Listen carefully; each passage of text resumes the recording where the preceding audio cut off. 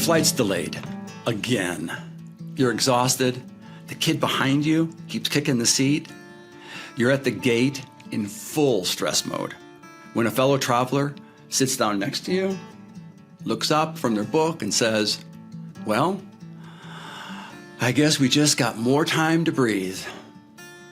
You glance over at them, some delay, same circumstances, but a completely different mindset. Hours later, you're at work. An initiative you champion just got deprioritized again. You want to shut down. But then someone on your team says, "This gives us time to retool and make it better." Same setback, different lens. One drains you and one reframes you. So let's have fun with that. Same setback, different lens. One drains you and one reframes you. It's going to be really key to understanding what the rest of this podcast is all about.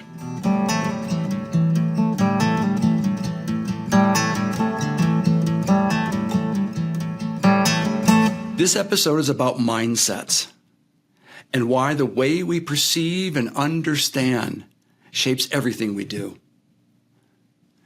This is a rethink moment.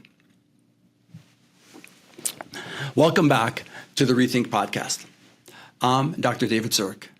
In this episode, can't wait, we're diving into something deceptively simple and absolutely foundational: your mindset. The lens through which you perceive, interpret, and respond to the world around you. Now, what's fascinating is you can have all the strategy, all the resources, and good intentions in the world, but if your mindset isn't working for you, it's working against you. Let's repeat that. If your mindset isn't working for you, it's working against you. You're beginning to understand the power and the importance of mindsets. We're going to look at how three powerful principles: intentionality, curiosity, and flexibility can help you move from being reactive to responsive, from stuck to adaptive, and from "why is this happening to me?" to "what might this be teaching me?" Do you hear the difference? So let's begin breaking it down by defining it clearly. A mindset. It's not just a belief. It's a habit of thought, a set of assumptions and perspectives that guide how you experience your reality. It's the frame you place around what's happening. By reframing the situation, you're given time to rethink your action. Reframing and rethinking go hand in hand and will make all the difference in the world.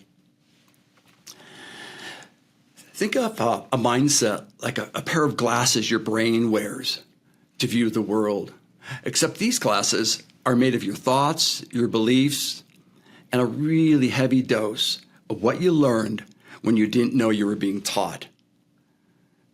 That's called implicit learning.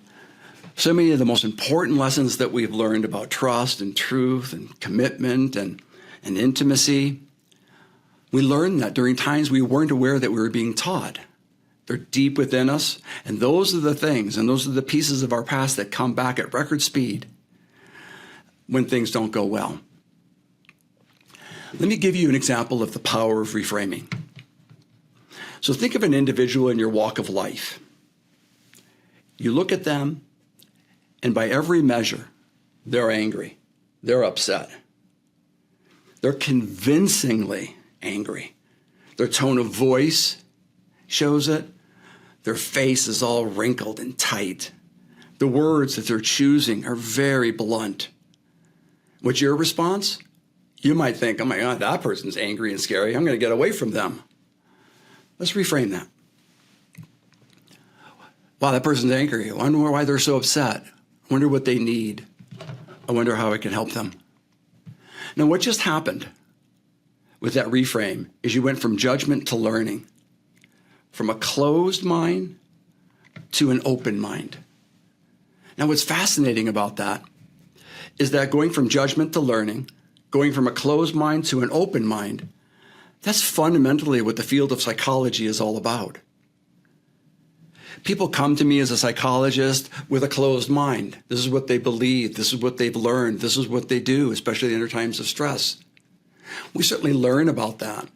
But then my job is to help them open their minds, to become more aware of what it is that they've learned and see that there's options. Going from a closed mind to an open mind, welcome to the field of Psychology 101. Understanding how to do that will make all the difference in the world for you. So let's talk about the 3 transformational traits I explore in this episode. So let me go to my whiteboard and write down the first one. It's called intentionality.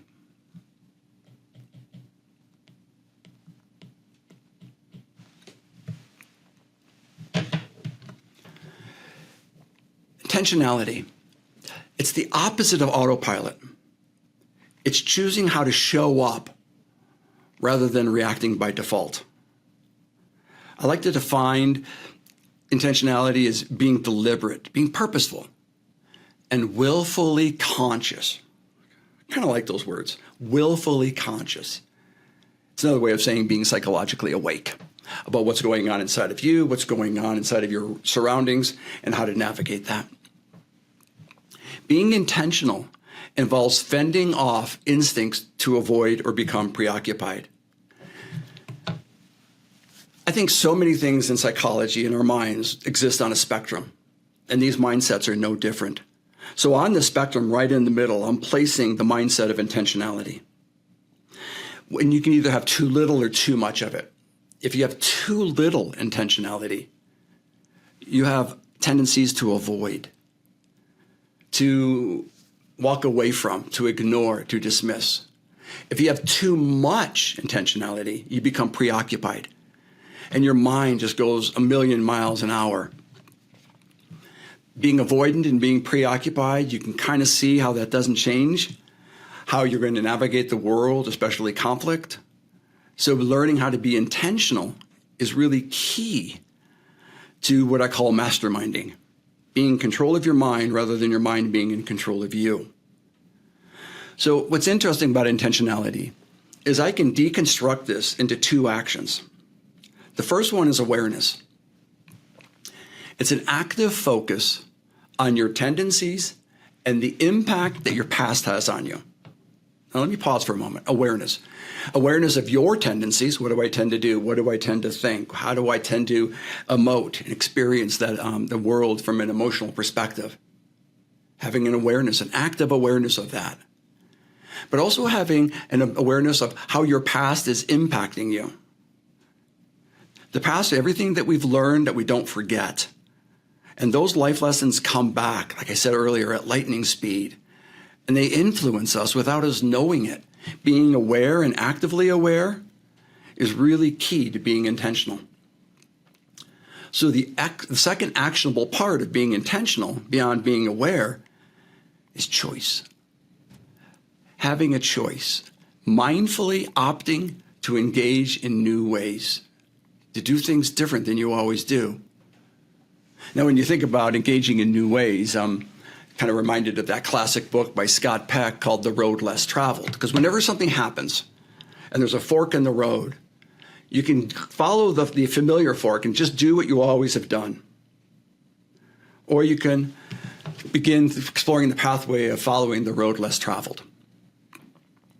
There's a popular expression out there. It says, if I always do what I always did, I'll always get what I always got. Giving yourself a choice allows you to break that chain. Having choice. So that's intentionality. It's the idea of being aware and giving yourself choice. You can understand the personal power that you begin to harness. But there's more. From intentionality, we go to our second mindset. Curiosity. Extremely powerful. In fact, it's the antidote to defensive. So you can imagine how much I encourage people to go to a place of curiosity. When things don't go well, when someone says something that's off-putting, we become defensive. When life treats you in a way that's harsher than you would like, we become defensive. And we go back to our survival skills. And we need to break that. So the antidote to defensiveness is activating a curious mind. It's asking. Instead of clinging to one's interpretation and belief, asking yourself, what else could be true? What else is happening?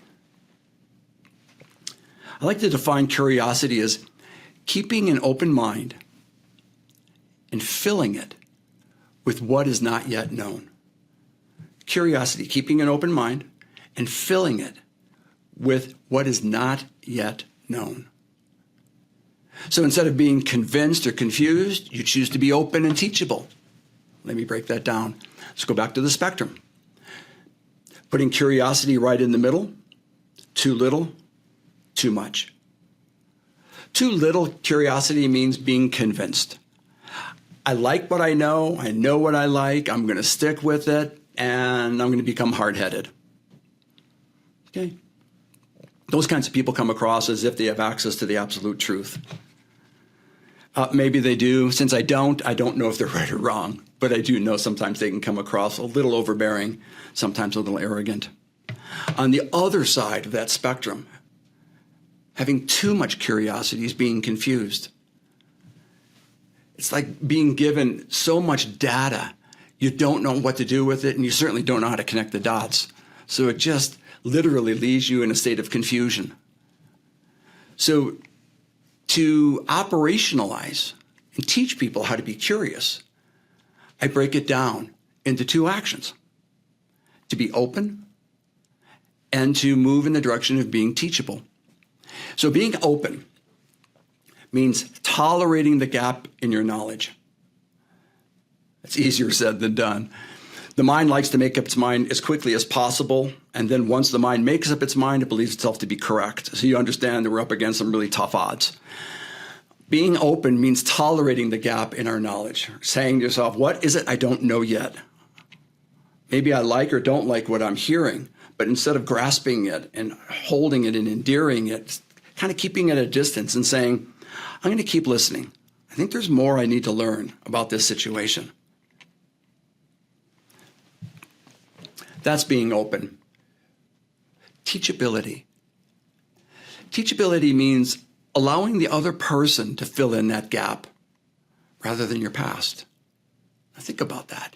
Allowing other people to influence your thinking, your belief system, and then ultimately your actions. Because the one thing that tries to impact you faster than anything else is your past. Your mind only knows what it already knows. So it's enriched by your past. In fact, that's what it relies upon. If you're the kind of person who always shuts down during times of tension, well, that's your go-to your life skill, a coping response. And that's what you're going to do. Teachability keeps you in that gap. And then you say to yourself, I'm going to allow that other person to fill in that gap rather than my past. Here's a quick tip. The fastest way to access a curious mind is to be empathetic. I bet you didn't see that one coming. The fastest way to access a curious mind is to reach in and find empathy. Empathy allows us to connect rather than to be correct. Never thought about it that way, but that's kind of a beautiful definition of empathy. It allows us to connect rather than to be correct. So here's the life strategy. When in doubt, reach out for empathy. And understand that empathy is bidirectional. You can certainly be empathetic towards other people. But I want you to find empathy for yourself. What is it that I need? Where am I coming from? So I can be empathic towards another person or self. Great life strategy. When in doubt, reach out for some empathy.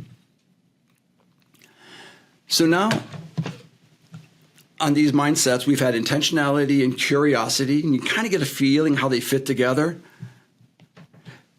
but it needs a little help.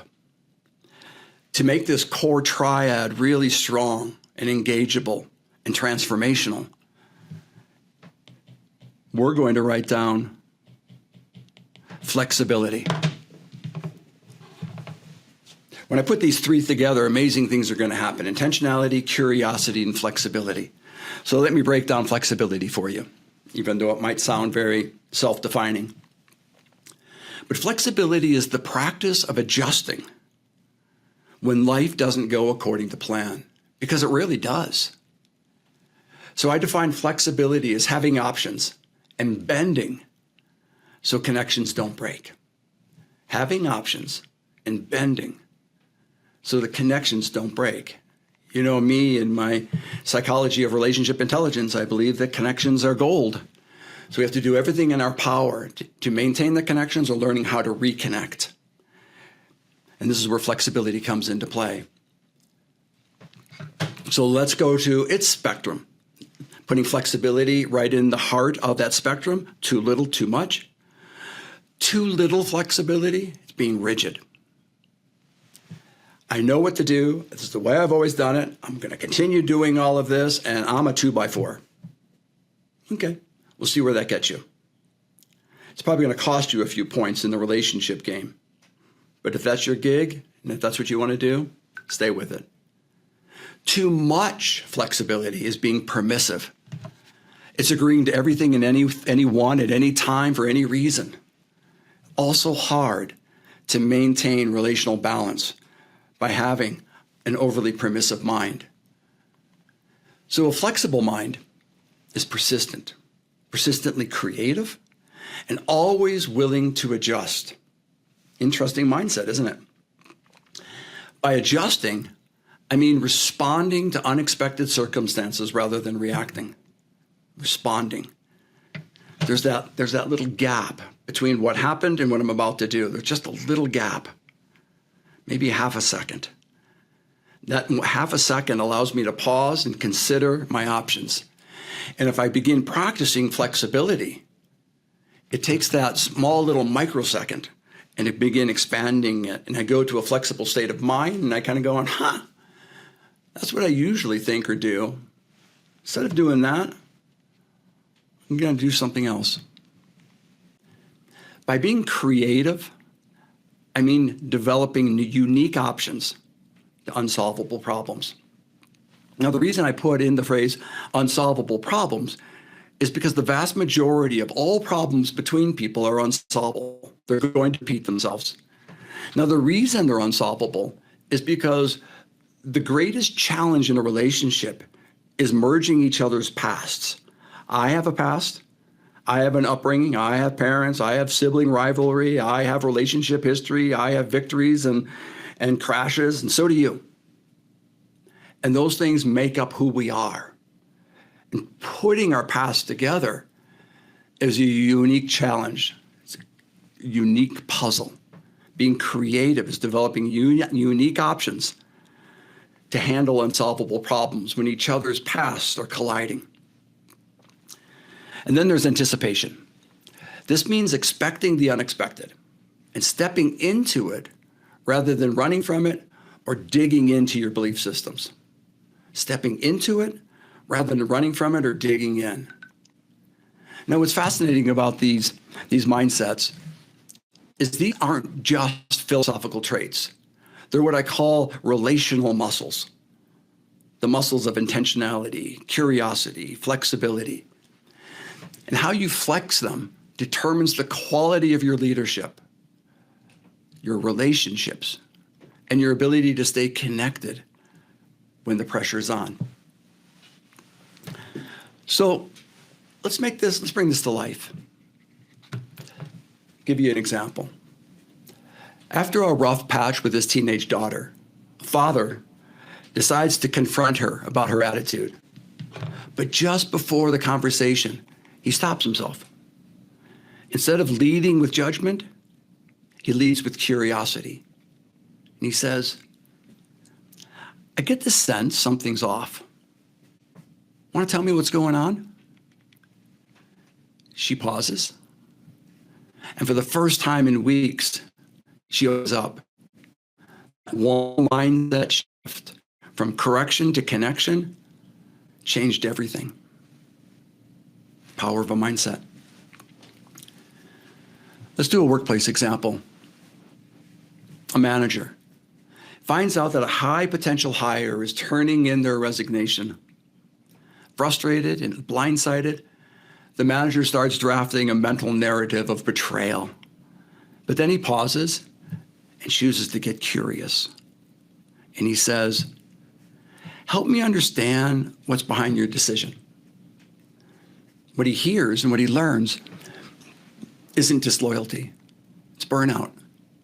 That conversation leads to a new role, not an exit, and the team doesn't lose a star. You understand how the manager's mind jumped into his past, probably had an experience of that in terms where disloyalty was part of his fabric. And so it's really easy for him to perceive this person's abrupt resignation as a form of betrayal or disloyalty. But there's something else going on. Remember, we're merging each other's pasts. What he doesn't know, he doesn't know. It's only through curiosity and leaning into something and being vulnerable and asking a question does he learn that it's not disloyalty, it's burnout. So in both moments, it wasn't new tools that made the difference. It was the new mindset and the ability and willingness to shift. These mindsets are explained in detail with mindset quizzes in my book, Mind Rules.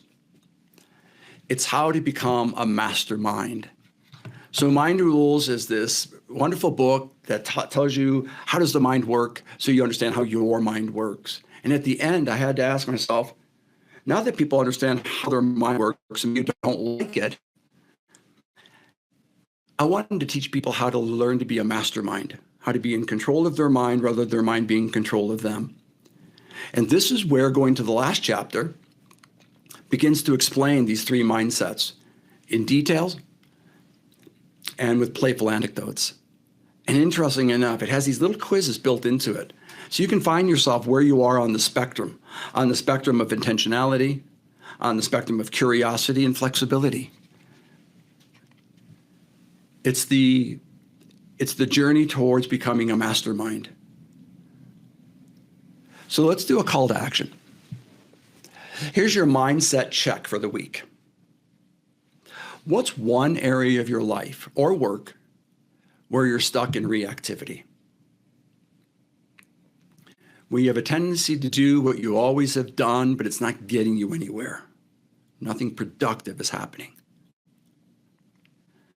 How might intentionality help you lead that moment differently? Now remember, intentionality means moving forward with design and connection in mind. Moving forward with design, intentionality, and connection in mind. Thinking with connection in mind. And also, what question could curiosity ask that your ego won't? Curiosity means keeping an open mind and filling it with what is not yet known. And remember, amazing things can happen. And your ego, which is very defensive, isn't interested in knowing beyond what it already knows. That's the reason why putting your ego in check is done by accessing empathy and being curious. And then, where could flexibility make space for a better outcome?